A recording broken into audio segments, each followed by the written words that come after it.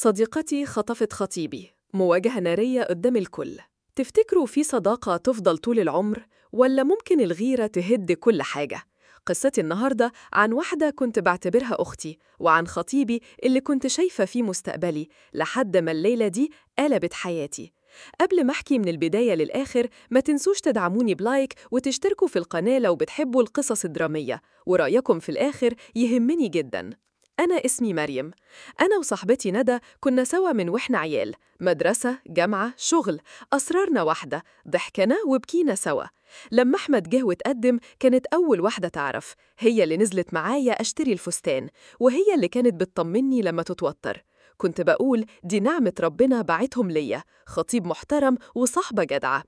بس من بعد الخطوبة بدأت حاجات صغيرة تلفت نظري. ضحكتها قدام أحمد طولت أكتر من الطبيعي، نظرة عينه ليها ساعات كنت بحس فيها بحاجات مش مفهومة. قلت لنفسي هبل بنت، ما تكبريش الموضوع، دي صحبتك من سنين عدت.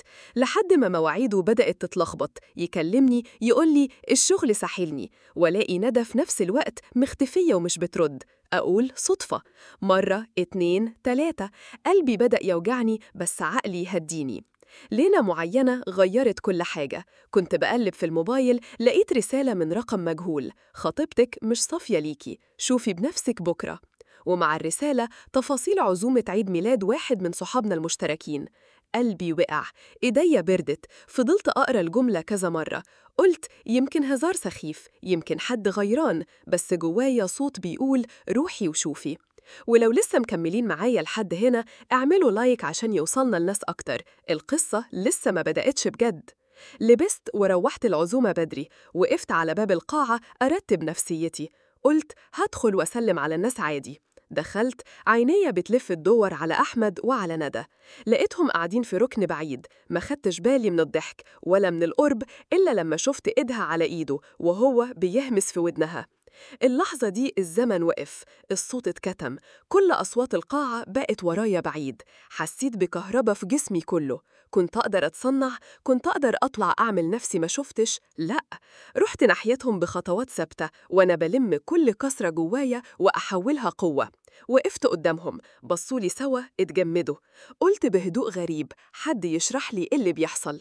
ندى سحبت إيدها بسرعة وقالت مريم انت فاهمة غلط، كنا بنتكلم في مفاجأة ليكي. أحمد قال التفاصيل مش زي ما انت شايفة، اسمعيني. ابتسمت بسخرية أنا نفسي معرفتهاش، مفاجأة ولا خيانة؟ الناس حواليا بدأت تبطل كلام وتبص. حسيت الكل بيستنى أول كلمة بعد الصمت الطويل. قلت لهم أنا سلمتكم قلبي وثقتي، انت يا ندى أختي، وانت يا أحمد راجل وعدتني بالأمان. لو في لحظة حسيتوا إنكم عايزين بعض كان أضعف الإيمان تقولولي، بس تختاروا الظهر في وشي، تختاروا الخفا. أحمد حاول يمسك إيدي، نسوان كتير بتحس بغيرة قبل الفرح، سيبك من الكلام ده. سحبت إيدي وقلت مش غيرة، دي حقيقة وأنا شفت. ندى بدأت تدمع، أنا أسفة، الدنيا لخبطتني. بصيت لها، الدنيا ما بتتلخبطش حد صادق، الصادق بيبعد قبل ما يوجع. في اللحظة دي شلت الخاتم من صباعي، بصيت له بكل هدوء. أنا مش محتاجة راجل يستخبى، ومش محتاجة صحبة تبعني. حطيته في إيده وقلت قدام الكل ربنا يسهل لكم، سوا أو كل واحد لوحده، أنا خارجة من هنا أقوى. ولفيت ومشيت.